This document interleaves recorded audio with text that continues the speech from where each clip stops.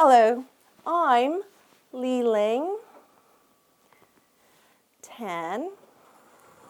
And did you know that different countries have different sign languages?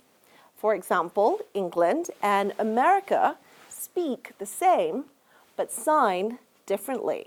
And since we're in the United States, I've taken on a crash course of sorts in American Sign Language to bring you this story about global efforts to make sign languages accessible to everyone, everywhere. But I confess to say that this final episode of our UN Languages series was difficult to put together would be a colossal understatement.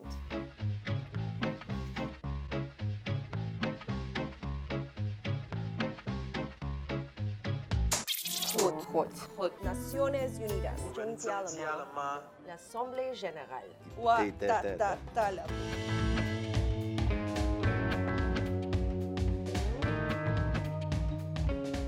So without spoken interviews, I am unable to pick out sound bites for my new script and have to visually guesstimate where sign language sentences begin and end, like what I'm doing with this interview with the president of the World Federation of the Deaf.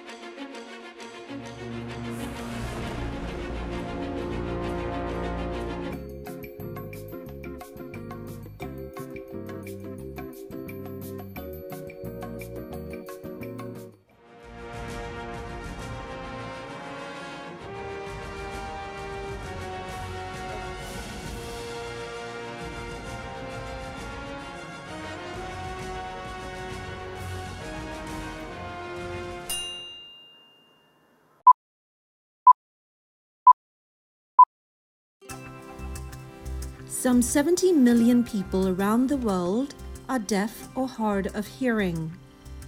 But there remain communication barriers between those who can hear and those who cannot. The United Nations wants to change that. The UN does not want to leave anyone behind. If we want to include everyone, then we have to include also people who use sign language as a means of communication. But change is a challenge due to limited awareness of sign languages.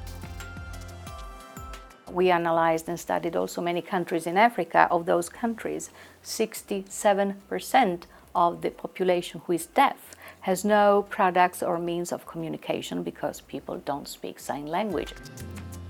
Doctors need communication. Families need communication. Hearing aids like cochlear implants are limited around the world, and sign language education is also limited around the world, says the UN. Education should be also educating everyone to learn sign language. It should be considered as a second language. It should become compulsory. But that presents another challenge. Because different countries sign in different national languages. Sometimes countries that speak the same language don't sign in the same language. There are 193 countries in the world and more than 200 sign languages. So how does the global deaf community communicate with each other? International Sign. Hello, my name is Joseph Murray, and I'm the president of the World Federation of the Deaf. The World Federation of the Deaf is a global organization supporting the rights of the deaf. International Sign is a broad term that encompasses a wide variety of communicative interactions. It's not a language. It's used between deaf people with different linguistic backgrounds when they meet each other in international contexts, such as cultural events or sporting events.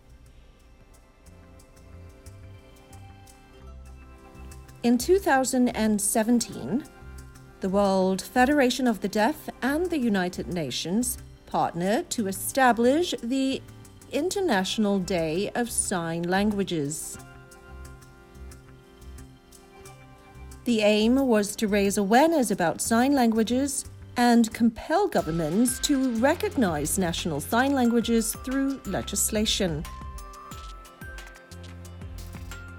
Less than 50 UN member nations have done so, says the W.F.D. Two key challenges have been, first, misunderstandings about the nature of sign languages. National sign languages are fully fledged languages, which can convey all information necessary for communication in any area of life, just as with any spoken language. Second, deaf children and their families should be given access to these languages from birth. Deaf children do not always have access to sign languages because their families do not have access to learning sign languages.